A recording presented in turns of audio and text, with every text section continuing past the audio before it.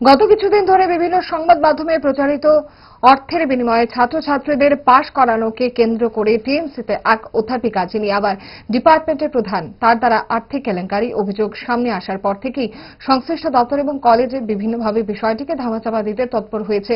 Tripura medical কলেজে আর্থিক কেলেঙ্কারির নিরপেক্ষ তদন্তের দাবিতে শুক্রবার ছাত্র ও যুব ভবনের সামনে থেকে এসএফআই টিএসইউ এর আহ্বানে মিছিল বের হয়। শহরে বিভিন্ন পথ পরিক্রমা করে মেডিকেল শিক্ষা অধিকর্তার দপ্তরের সামনে বিক্ষোভ কর্মসূচি সংগঠিত করে সংগঠনের কর্মীরা।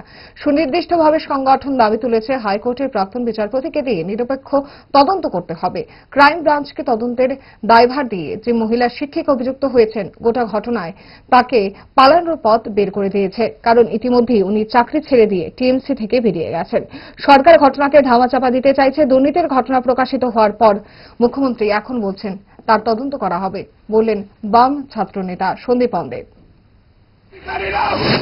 আমরা নির্দিষ্টভাবে দাবি তুলেছি যে হাইকোর্টের অবসরপ্রাপ্ত বিচারপতিকে দিয়ে নিরপেক্ষ তদন্ত করতে হবে।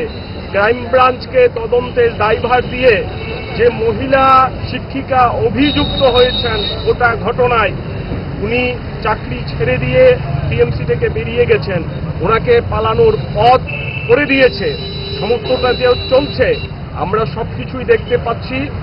সরকার কিভাবে গোটা ঘটনাটা ধামাচাপা দিতে চাইছে, এখানেই আমাদের দাবি যে অনতিবিলম্বে নিরপেক্ষ তদন্ত সংস্থার মারফত এই বিষয়ে তদন্ত করতে হবে এবং দুর্নীতির ঘটনা শুধুমাত্র এখানে অর্থ লেনদেন নয়, এই কলেজের মধ্যে যে সকল ছাত্রছাত্রীরা পড়াশোনা করেন তাদের আগামী দিনে সুষ্ঠুভাবে ডিগ্রি অর্জনের সুযোগ থাকবে কিনা, পড়াশোনা করার সুযোগ থাকবে কিনা, সেই প্রশ্ন উঠে এসছে।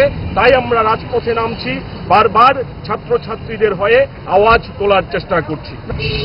গোটা ঘটনাটা যদি সংবাদ মাধ্যমে প্রকাশিত না হতো, তবে এটা ধামাচাপা দেওয়ার কাজটা মুন্সিয়ানার সাথে আমাদের রাজ্যের মুখ্যমন্ত্রী হোক, সরকার হোক কিংবা ডিএমই হোক সেটা করতে পারত। যেহেতু এটা সংবাদ মাধ্যমে প্রকাশিত হয়েছে, তাই এখন মুখ্যমন্ত্রী বলছেন যে এটা তদন্ত করা হবে।